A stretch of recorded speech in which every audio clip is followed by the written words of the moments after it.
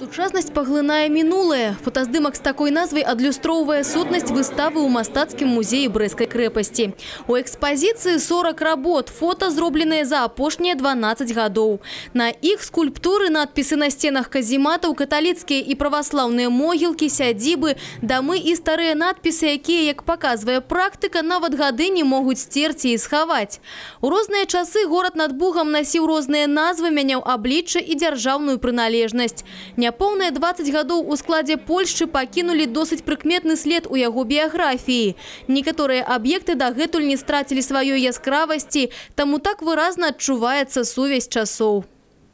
Данная выставка – это очередная попытка исследовать общность наших культур, в которых переплетаются судьбы как белорусов, так и поляков, евреев, русских и представителей других жителей пограничья.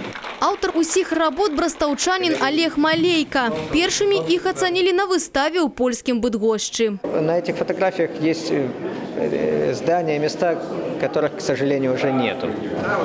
Вот больше всего, наверное, обидно за это, что мы теряем вот это вот наследие, так сказать, и культурное, и архитектурное, которое, скажем, могло бы порадовать, скажем так, и наших потомков, наших там детей. Я хотел оставить этот, как бы след Бреста, оставить для будущих поколений. Выставу, якая открыта до 18 красавіка, уже наведали представники улады и дипломатичного корпуса, люди неабыякавыя да мастацтва и истории Бреста. Люди, якія разумеюць, что минулое живе роўна столькі, колькі живе память про яго.